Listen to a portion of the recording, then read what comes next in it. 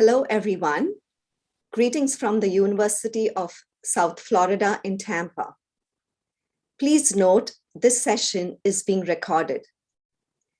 Thank you for joining us for this Global Health Conversation series. I'm Lynette Menezes, and I oversee global programs for USF Health, which consists of the Colleges of Medicine, Nursing, Public Health, and Pharmacy. On behalf of USF Health International and the Global Virus Network, I want to warmly welcome each of you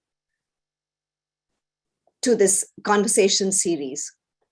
As we move into the next phase of the COVID-19 pandemic, which has dominated the news, our daily lives, and the field of global health, it is time to refocus our efforts on other critical public health problems. Cardiovascular diseases are the leading cause of death worldwide and account for nearly a third of all deaths in Latin America. And Latin America experiences a similar burden at 31%. Excessive salt intake is a key contributing factor to high blood pressure, CVD, and stroke. We all know that reducing salt consumption is a simple and effective population-wide measure to decrease hypertension and prevent CVD and stroke. Thus, the topic of today's presentation is scaling up and evaluating salt reduction policies and programs in Latin American countries. Before I begin to introduce our speakers, I just wanted to inform our attendees that at the end of the second presentation, we will leave some time for questions. Please type in your questions in the chat box during the presentation, and our speakers will be happy to answer as many as they can. I am absolutely thrilled to introduce our distinguished speakers today, Dr. Mahmooda Khaliq Pasha, who will also moderate the session, and Professor Adriana Blanco-Metzler. Dr. Mahmooda Khaliq Pasha is an assistant professor in the College of Public Health at the University of South Florida and the associate director for the WHO Collaborating Center on Social Marketing and Social Change. Her research centers around social marketing and the application of it by communities to build capacity and to improve behavioral outcomes. Recently, in collaboration with INCIENSA and PAHO, she spearheaded the development of a regional strategy on salt reduction using social marketing for the Americas and continues to provide technical assistance to local partners.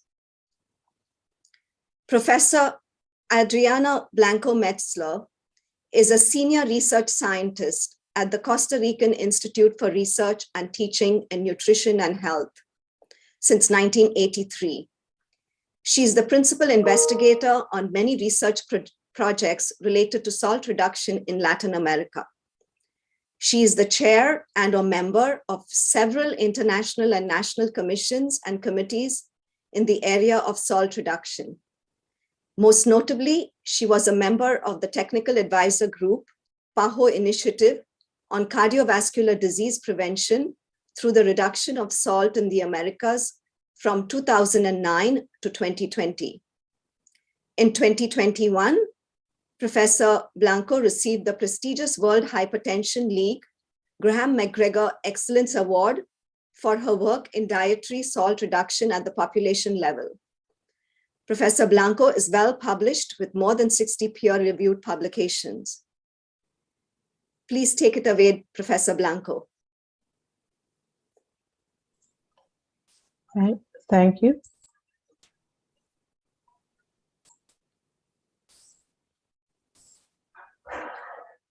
Thank you for the invitation. I'm going to share with you the main results and outcomes of this project. The guiding philosophy of this project was to scale up research activities and capacity in Latin American countries with limited sodium reduction policies, while receiving several types of support of more experienced countries. Our project was included in this publication, Scaling Impact Innovation for the Good, by Robert McLean and John Gargani. Today, I will be covering the next points. Salt reduction is a best buy or a cost-effective intervention for non-communicable diseases. High blood pressure is the main risk factor for the global burden of morbidity and mortality, and is estimated that causes an annual death of cardiovascular disease. Most of Latin American countries, the people of these Latin American countries consume too much sodium, and just a few of these countries have reduction policies to address these problems. And we are lacking of scientific capacity in some areas, national data, resources to conduct research in knowledge translation, and the ability to engage policymakers to implement these initiatives. In this chart, I am showing you the milestone in progress in Costa Rica. With the project started, the project I am mentioning right now, there were a series of events and policies already in place. And the project started in 2016 and finished on 2020.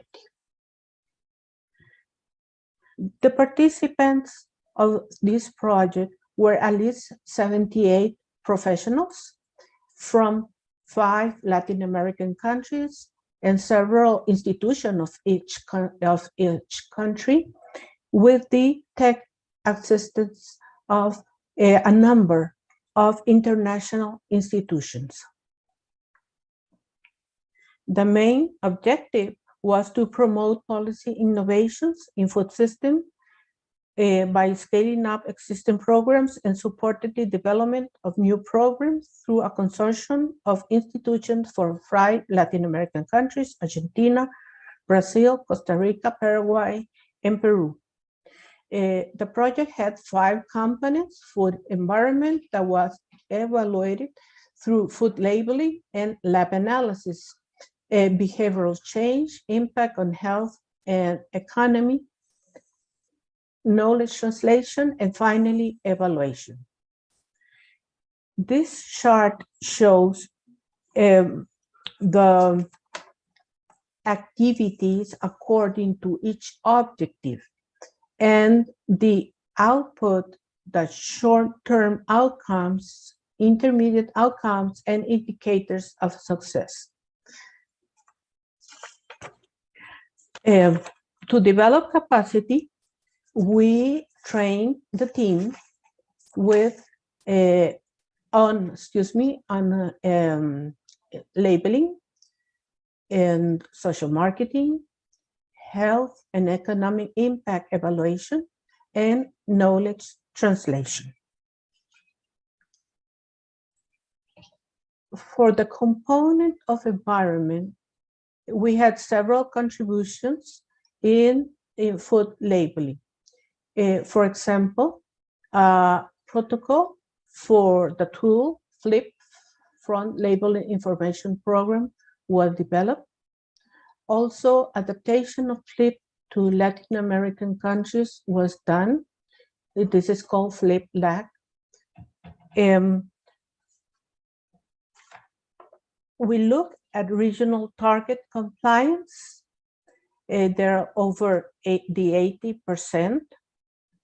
And these results were published in this paper. This was published last year and were used to update PAHO regional targets. Other uses of this data was on monitoring the national sodium targets. For example, Argentina met 90%. This is an average of the targets for all the categories that were included, and Costa Rica had 80% of meeting these targets. Also, as you remember, the component of environment was evaluated through food lab analysis.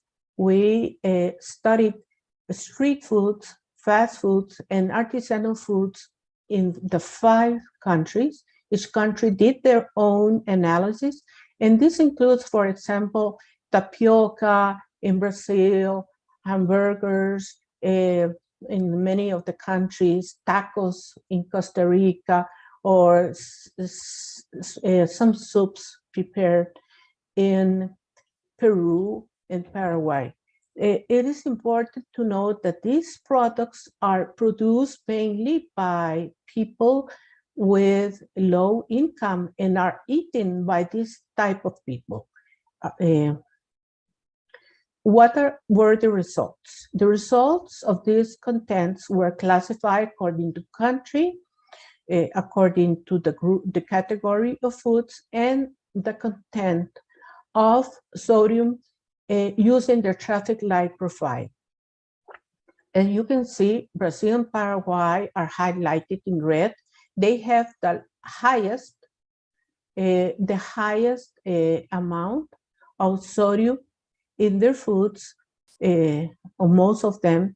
And in the case of Argentina, Costa Rica, and Peru, we have moderate content, sometimes slow, just in low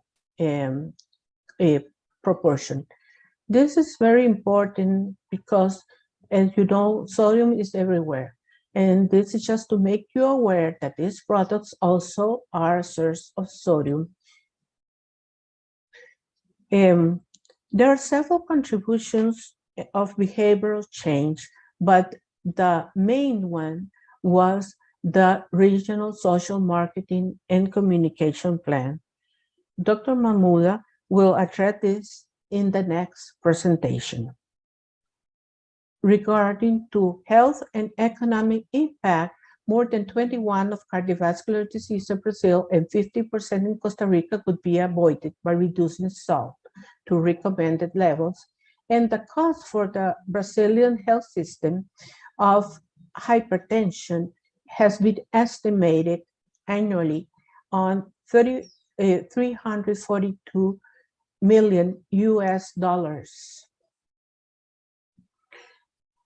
About the contributions related with the development of knowledge transference translation plans, this included 11 steps that started with the definition of the message, choosing the target audience, and so forth. And also, we developed a workbook that addresses the complexity for this specific audience strategies. Other outcomes of the project were partnerships with PAHO and WHO, the civil society, and other institutions, and these partnerships facilitated the execution of activities and communication of output. We produce a policy brief. Is in both language, English and Spanish. You can find in this link. And this policy brief summarizes the outcome information, especially for policymakers. We have some remaining gaps. The adaptation of the social marketing regional plan to the national context, monitoring food labeling, updating the targets in packaged foods, defining remaining measures for street and artisanal food. For example, organizing the people that produce this type of product, training them, and maybe in some countries establishing some norms.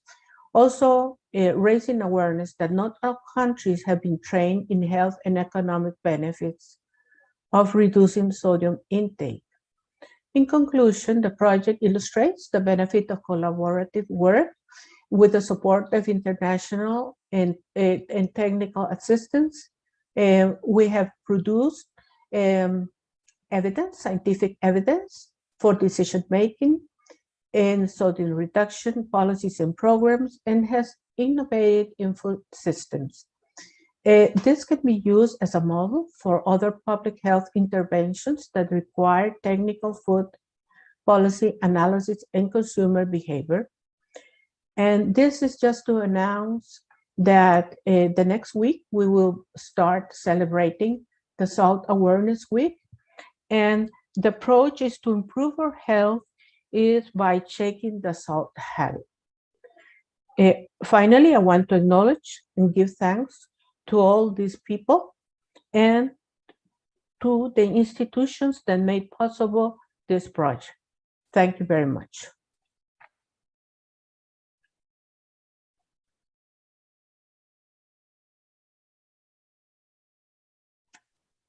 Thank you, Professor Blanca, for your presentation. That was a very good overview of the presentation of the larger study under which some of the work that I'm going to share with you fell. So the larger study focused, as you noticed, on surveillance. It focused on knowledge translation and dissemination. It also focused on the larger policy environment. Within that, as Professor Blanco mentioned, one of the components was related to behavior change. And so that's where my presentation falls in, where I'm going to share with you how we went about applying social marketing to the salt reduction issue within the Latin America region. Just to share a little bit of history as to the role that the University of South Florida has played, and specifically social marketing at the University of South Florida. So the University of South Florida has been really considered at the forefront of social marketing for many years. PAHO, as well as other international entities, have worked with the University of South Florida in relation to providing capacity building, as well as training and technical assistance related to social marketing. Due to this ongoing work that we have been doing, the university was designated as a WHO Collaborating Center in 2014. This designation was, we were redesignated in 2018, and then currently we're in the process of being redesignated once again as a collaborating center, focusing again on social marketing, but within the area of non-communicable diseases, which is where salt reduction related work resides. As a whole, the mission of our center is to address the growing problem with non-communicable diseases by capitalizing on the strengths of social marketing coupled with other social change approaches. And the way that we go about doing this within the center is through the work of training and technical assistance and the capacity building and knowledge exchange. As you will see through my presentation, this will come quite clear as I describe the process that we used with our country partners in Latin America and the products that we ended up developing as a result of our work. So you may be asking the question, well, what is exactly social marketing and what makes it distinct? Well, social marketing is an approach of behavior change that uses traditional marketing tools to promote sustainable and positive social change. The uniqueness of this approach is that it's human-centered, that it focuses on the consumer. It's guided by research in the sense that we spend time getting to know the consumer or know our priority population or target audience. And then once we get to know them through this research, we go about using traditional marketing techniques as a way to go about encouraging behavior change, increased demand for a product, increased demand for a service, but the larger goal is social good for society as a whole, as well as the individual. So as I shared with you, the main premise is the consumer research. In doing the consumer research, we do it with a specific goal in mind. And these goals align with the key distinctive features of social marketing as a whole. We use the research as a way to go about distilling down to a behavioral target. What is it exactly that we want the consumer or the target population to do? What do we want them to change as it relates to their behavior or how they access services or a product that they're using? We also use the research as a way to go about selecting the specific population. So not looking at the larger population as a whole, but looking at the population to select the population that is most open to changing their behavior, but also the one that will give us the most impact as it relates to the public health problem. And in doing this research, we also understand what is this target population or the segment of the population currently doing, and why are they doing what they're currently doing, as a way to then go about developing an integrated marketing strategy that goes about lowering the barriers that they face as it relates to the behavior, and increasing the benefits that they will get from it. So those are some of the key components of social marketing, but also with the emphasis on research really getting us to those points. So this introduction that I provided to you on social marketing really hones in terms of the complexity of the issue that we're dealing with, which is reducing excessive sodium consumption or salt reduction overall. As we all know, this is a very complex and multifaceted behavior. The reason for this is that it's a daily behavior. We all engage on it on multiple levels throughout our daily lives. It's related to the foods that we go into the stores and purchase. It's related to what we do at home when we're cooking. And it's related to what we may feed our families and our friends. And it's related to what we may do outside. But then within this, there's other levels as well. What I've shared with you is more at the individual level or at the consumer level. But because this is a complex issue, there's other layers of it that come in. And those layers could be at the level of where you work or the schools that your children may attend, but then also the larger policy environment in terms of what policies really govern what happens with how salt is introduced into our daily diet and how it is provided in our larger community. So a solution to tackling this issue needs to be multi-level, and it needs to hit on those different levels that I've shared. And as Professor Blanco shared, that was the intent of our larger project, because it's hitting on all those different components. And so what I'm going to do is hone in on the behavioral component and share with you the research that we did in collaboration with our country partners, and then the product that we went about developing as a way to tackle this behavior change at the individual level or at the household level.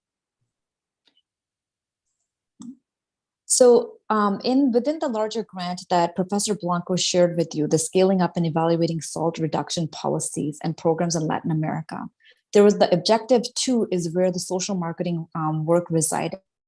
And it was really focused on doing the research with the population to understand the knowledge, attitudes, and behaviors that are driving the behavior of using salt.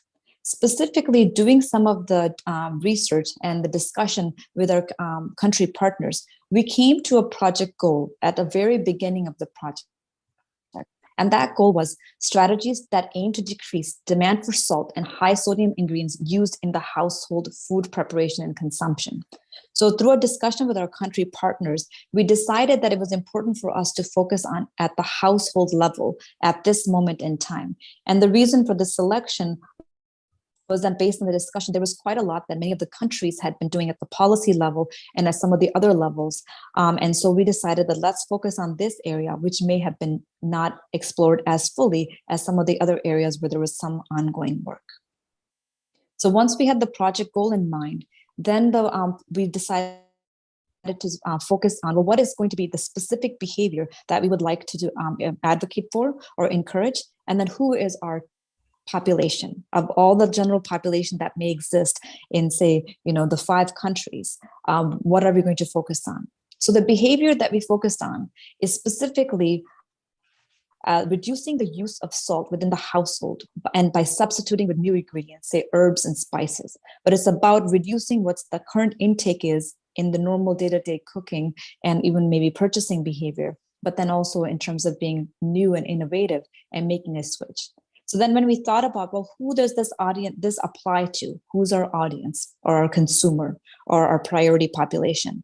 And that's when in our discussions, we arrived at that we really would like to focus on mothers or the primary caregivers of children who are between the ages of 5 and 11 years of age, who may be in urban and rural settings. So that's where we focused on. And the reasoning behind this is that the food that is introduced in the household is primarily introduced because of the mother or the caregiver, because when they go out and shop and they purchase the ingredients, when they're making it within the household, what they're doing.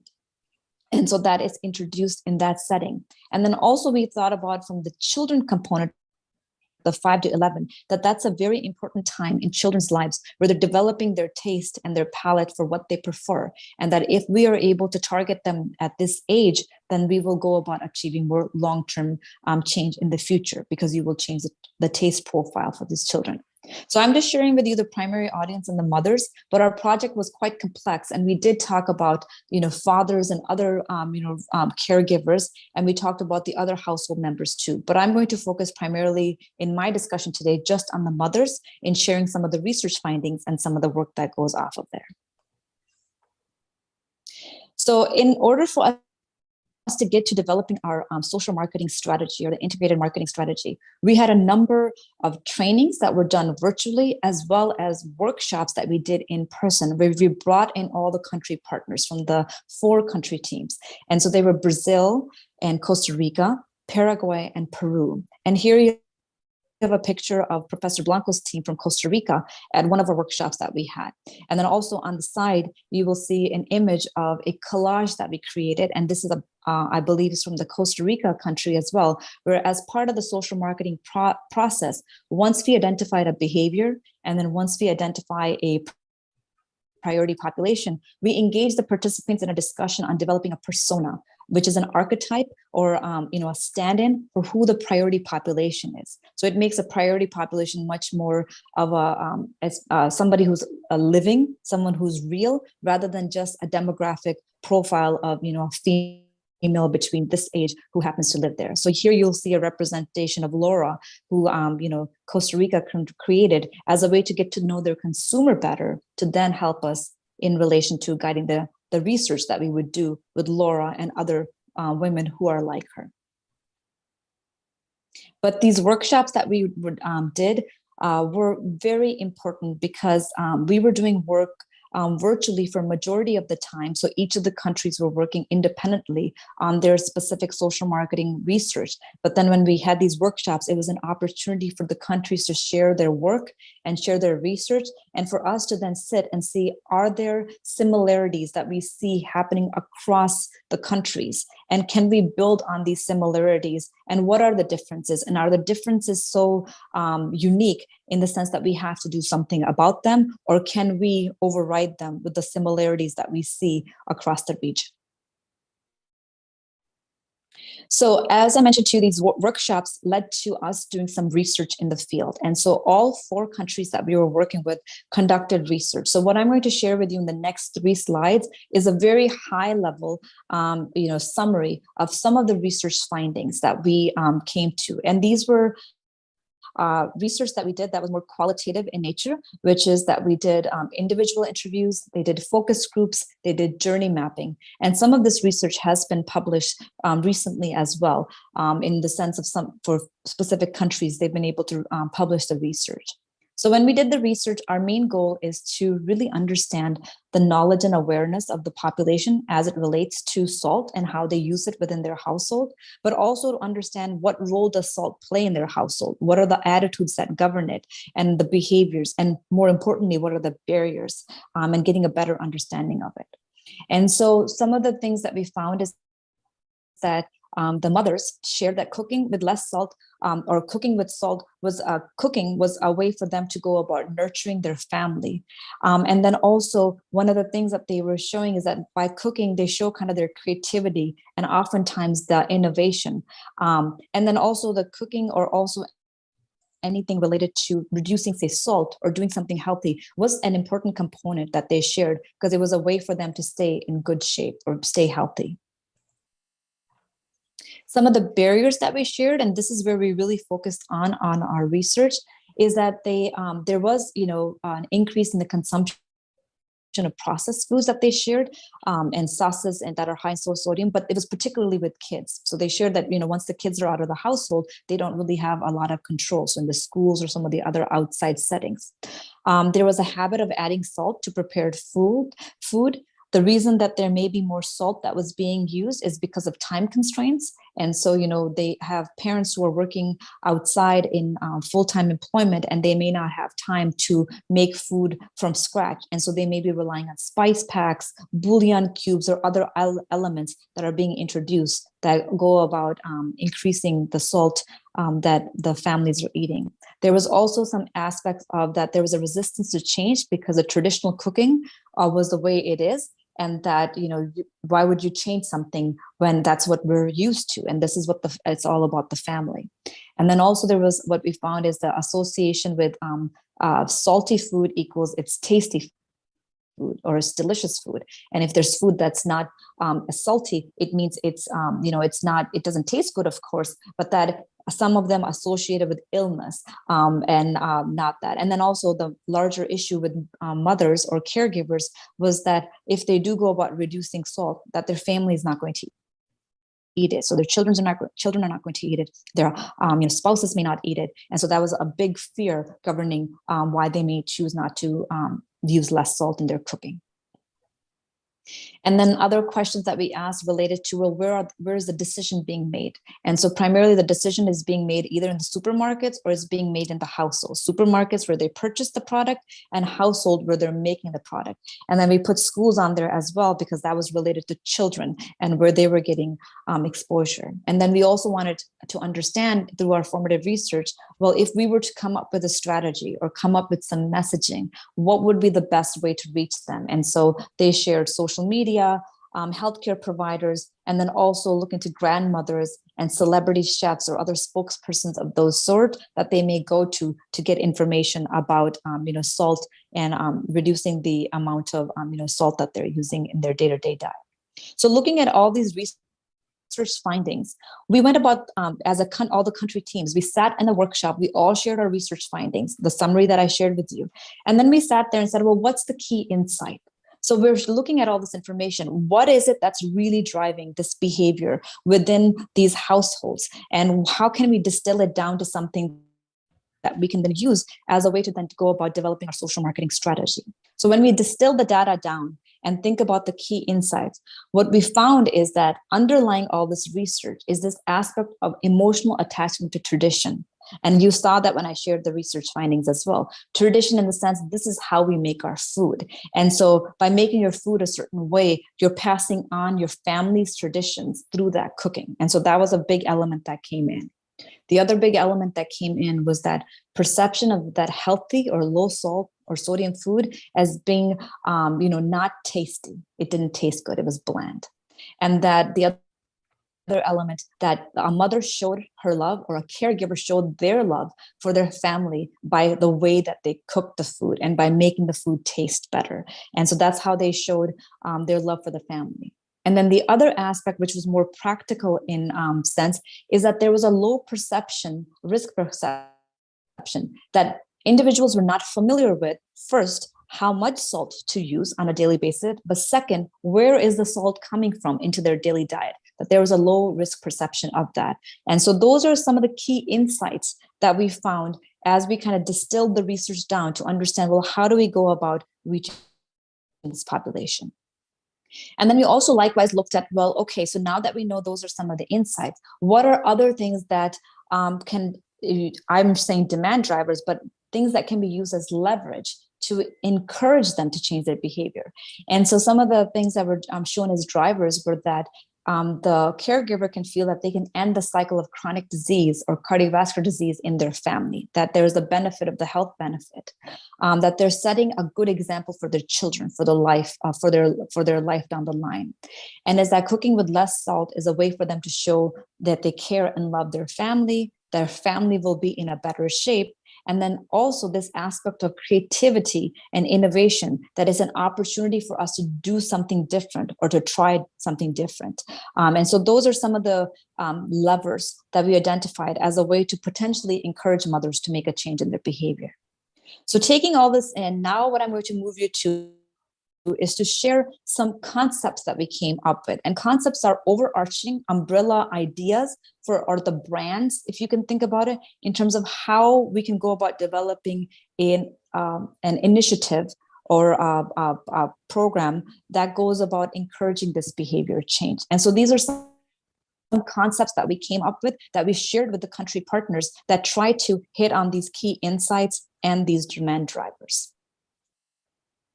So as I mentioned to you, one of the main the insights was related to tradition.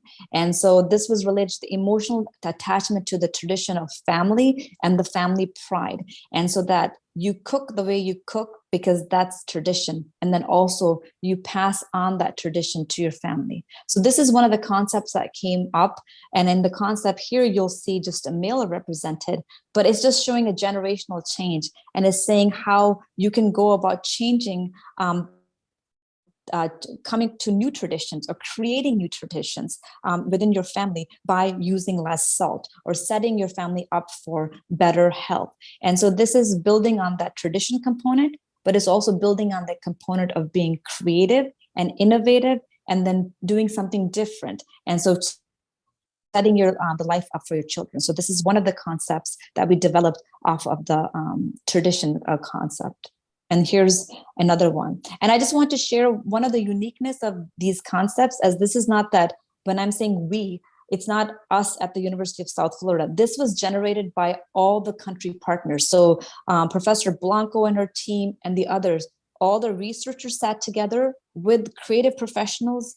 Those are copywriters and graphic artists, and they created these concepts. So it wasn't that it was sent out to somebody. We sat in a very collaborative environment and developed these concepts, which were then shared back to the larger team, agreed upon, and then moved on into the plan that we developed. So this is another just version of that concept related to tradition.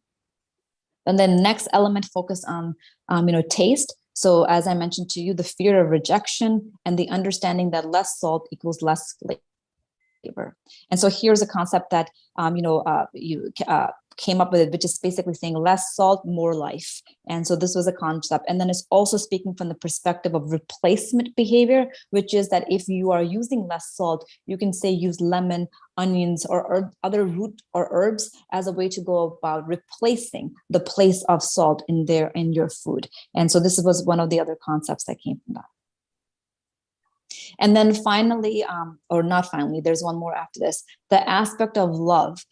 So my cooking shows my love towards my family, and it's a strong protection, a strong motivation to protect family and children. And so this concept played off of the element of the emotional attachment, which was mothers show love for their family, but then it is also playing off of the component of the aspect where the mothers and caregivers shared that they did not know how much salt to use in their daily diet. And so it's showing you kind of like a pinch. And of course, there's going to be additional strategies that fall in line with this, but this is introducing the concept of love, but then also the practical component of how much. And so this is saying like how much love and making that change. And so this was another concept that we introduced or came up with as a team. And then finally, the last one I'll share was more related to the low risk perception or lack of knowledge of where salt is entering into their diet. And this was one of the concepts that the teams developed as it relates to that. Maybe they're using tomato ketchup in their day-to-day household cooking or just using it as a condiment, and that there's quite a lot of salt in this, and people may be unaware of this, as well as other condiments that they use that go about introducing salt into their diet. So I hope in seeing some of these concepts, these are, as I mentioned, larger umbrella brands. It shows you how the research was done by the country teams and how the research was distilled into these concepts, which can then drive specific activities as well as communication-based messaging that can be rolled into the community. So you can learn a little bit more about this in terms of the detail that I've just shared in this presentation by going to this website or just even looking up salt reduction in Latin America, because this plan that we, as all of our country teams created together, it provides the background for why we did it, the research that we did, and the concept, and then it also provides additional information as it relates to implementation. So I would recommend that you visit this website just to get a little bit more detail and information. And also on this website, Professor Blanco shared, there is the policy brief as well that came from the project, and that provides you additional information related to the larger project as a whole and the policy implications of it. One other thing I wanted to have an opportunity to share with you is that the work that we did for this particular project was not done in a vacuum. This work is ongoing. And so we've been working with the Pan American Health Organization in training and providing technical assistance to countries throughout the Latin America and the Caribbean region. And so recently in this month, we are launching our social marketing curriculum that is housed on the PAHO virtual campus.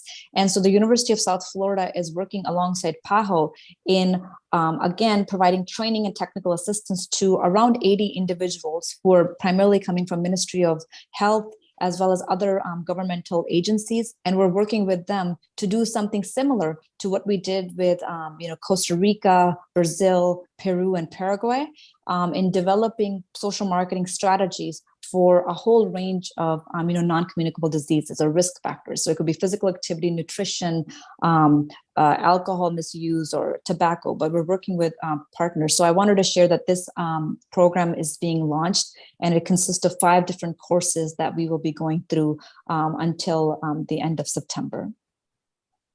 And then the other final thing I wanted to share is that for the University of South Florida, we have this the longest running social marketing conference in the world. And that conference is going to be held once again in person, which we're very excited for, in May and in Clearwater Beach, Florida. And it is from May 25 to the 28th. So if you are interested in learning more about social marketing and the research that is happening not only at the University of South Florida, but around the world, I would encourage you to register for this conference or going to the website, and there you will have an opportunity to learn more about social marketing, but also meet other research projects from around the area. So now I'm going to just, stop sharing my screen, and we're going to move to the next segment of our presentation today, which is question and answer session with Professor Blanco and myself. And I can see that there's been a lot going on, so I'm going to stop sharing my screen and then just move to the question and answer session just to see what questions we have, and so that we can have a discussion take place. And I would encourage you to continue sending questions to that as well. So I have Professor Blanco. I'm going to go with the very first question that was asked here. What are the next steps for salt reduction policy? So maybe you can speak a little bit about what Costa Rica and some of the other regional partners have been doing as it relates to policy change and some of the work that you are doing. So one of the attendees asked, what are the next steps for salt reduction policies? Okay. We have several interventions, so depends on the intervention and the progress of each country, because we have difference between the progress of the different countries. For example, in the case of Costa Rica, we are already working with the industry, and we reduce salt content in 6 categories of foods. Now we have to update these targets because they were evaluated, and the results showed that they were almost fulfilled, and now they have to be reduced.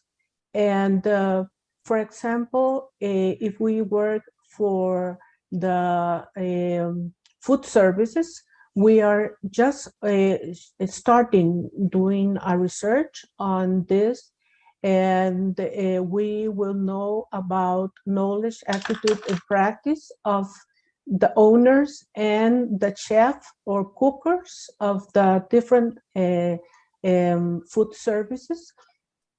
And with this information, we want to prepare a strategy for reducing salt in these food services. It has been quite difficult to collect this information because of the pandemic, but we expect to have these results in the next month.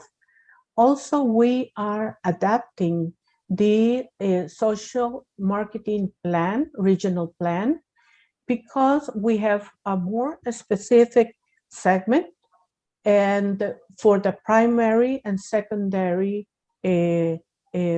populations.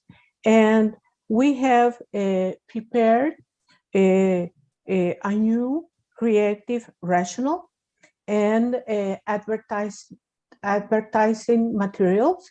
This will be validated in the next month, and we will have a new document that is the National Social Marketing Plan for Costa Rica. And this is a proposal that we will share with stakeholders by June, principally the health sector, to see what actions do they can do to make this, to share this or to implement this proposal, plan proposal. And I think that's mainly the interventions that are going on in Costa Rica. Excellent. Thank you so much, Professor Blanco.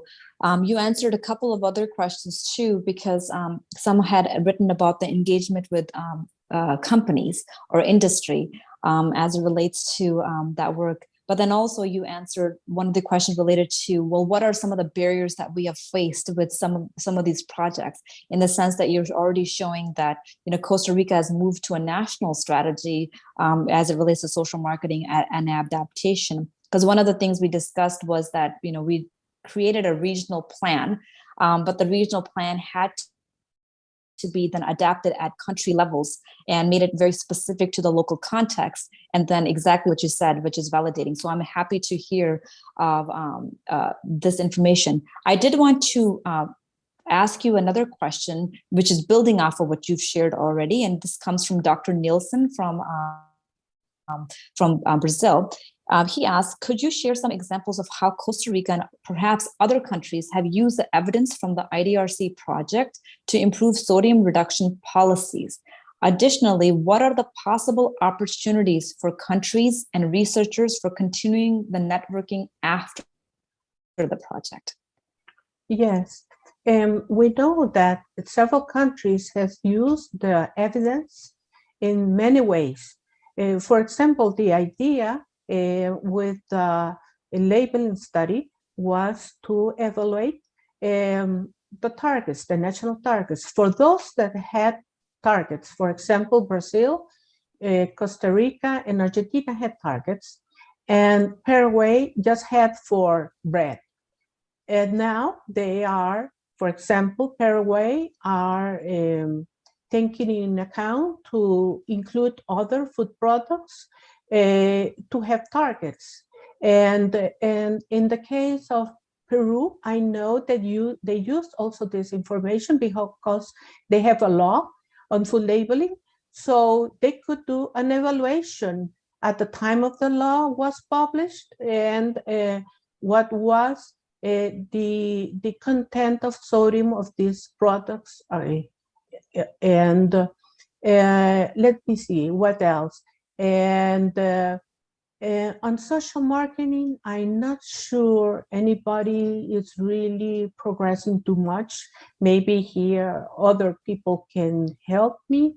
I mean, of these countries, and because we know that we have to adapt this plan to our main segment and to our context and many other things. And let me see what else. Okay, on the economic and health impact evaluation, I know that other countries are now considering to do this, and I know that some have been working with Eduardo, trying to use the prime model. That when we planned this project, they were not aware that they could do some things that maybe they didn't have so much data, but on some things that they could do. And on artisanal and street and fast foods, I know that, for example, Argentina was organizing these people that produce this type of products to plan actions and to train them. And I don't remember what was the second part of the question. So the second part was more, I think you've been addressing it, but you may want, is about how countries and researchers can continue to network. Yes. Now yes. that the IDRC project, yeah. Yes, the first of all, the project finished 2020s, but we still have continued working. The ones that participate in the project, and we are still doing analysis of our results and disseminating that were not possible when we were doing field work. It was not enough time, so we continue working like maybe as friends and something like that, helping each other. But I know that there's a network of the United Nations that can be used to move this, what we are working. And I feel that the heart of all this project that was helping each others, those who are more experienced, still continues. If they ask you for some help, sometimes you don't, maybe you cannot give it, but you can know who is the person that can give the help, or whatever. You can share papers and others. So I think that this philosophy still continue in us that are working in this area. Yeah. Now I would conclude too that, you know, even though the project finished in 2020, many of the teams are still interacting and making positive contributions to the policy environment, the surveillance environment, a lot of that. And so the countries continue to work together on many of these approaches. One of the things I wanted to address too, that was shared was that, you know, for social marketing specifically, we developed a plan. And then our grant was up to that point in terms of developing a plan. And then we didn't necessarily have funding to go about implementation. In many of the presentations that we've done since the ending of the grant, we've been invited to speak about this project at the Technical Advisor Group for PAHO and other different forums. We've mentioned that, you know, there needs to be an allocation of funding from once the planning is finished, more funding towards actual implementation. And so that information has, you know, I think gotten to some of the right messengers, because the PAHO has received funding from the American Heart Association as well as other funders to actually go toward this. So the information that I shared with you at the end of my presentation regarding the social marketing curriculum that we are implementing with the Latin America and Caribbean partners, the goal is that this first year we do the social marketing training and provide the technical assistance. But in the second year of that we identify exemplar countries, the ones who really taken this to heart and have some internal support, but that PAHO and some of their funders will provide some funding to go towards implementation or of the strategy in the country level. So we are trying to move our discussion towards some of the implementation rather than it just being a plan itself. One of the things I wanted to, again, there's a new question, and this is related to, I think Professor Blanco, really you can share on this, is that Gabby Gonzalez Bula asks, how do we go about approaching cooks and food service chefs in relation to reducing the salt that they may be using in their cooking? And so I don't know whether in Costa Rica you did some work related with street vendors and others, if you wanted to share some about that. No, we didn't work with street vendors. We just collected the samples. Okay. But I mean, with restaurants that she's asking, or food services, how do we approach to cook?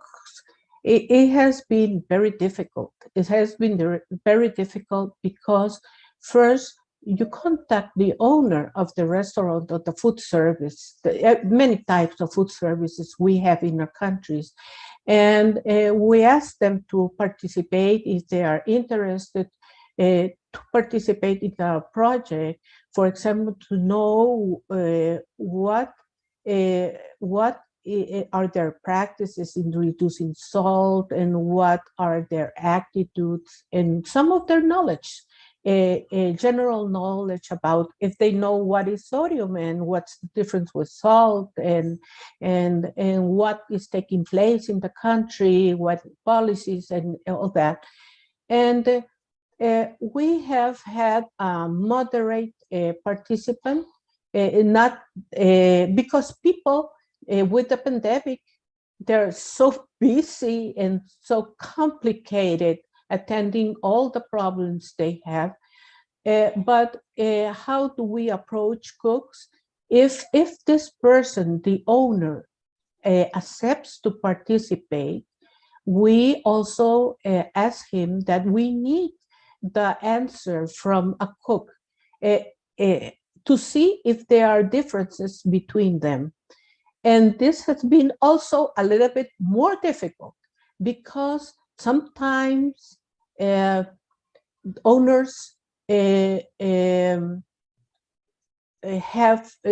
want others to give their opinions.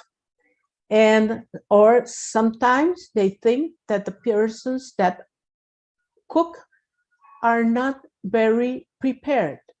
I mean that they cannot complete these questionnaires. We didn't do it with interviews because of the pandemic. We did with questionnaires.